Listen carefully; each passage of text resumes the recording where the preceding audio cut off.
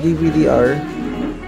Papalitan natin to guys. Ito yung papalit natin. Tatry natin kung pwede tayo mag-install ng OS dito. SSD naka-convert lang ng sa optical drive. So yan. So ito ilalagay natin to sa computer. 128 lang pala. 128 lang pala ito guys.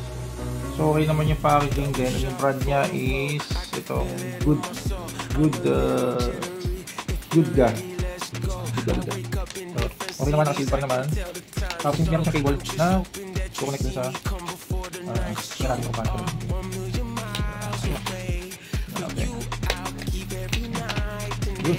So try natin ito guys yan. Ito 128 na try natin ito isa. Lalagay ng OS. I-upgrade natin yung tawag dito, yung desktop. Kaso nga lang, try namin gagamitin yung port ng para sa optical drive.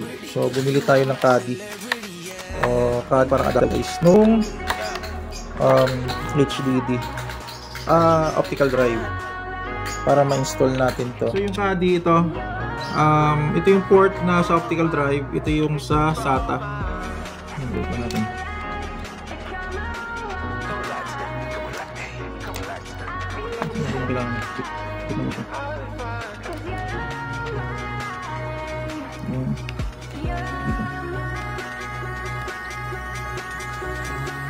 DVD-R. Papalitan natin to guys. Ito yung papalit natin. Tatry natin kung pwede tayo mag-install ng OS dito. SSD naka-convert lang ng sa optical drive. So parang ganun lang yan. Yan, ito yung original na optical drive. Papalitan natin ng SSD. Okay, hindi natanggal na natin. Ito, tapos ito is i-fit natin dito. Yan. Yan guys, yan. So yan yung ano niya. Tapos ito i-connect lang natin dito. Yan, ito. Ayan yung dalawa na yung ano na yun. I-connect lang natin.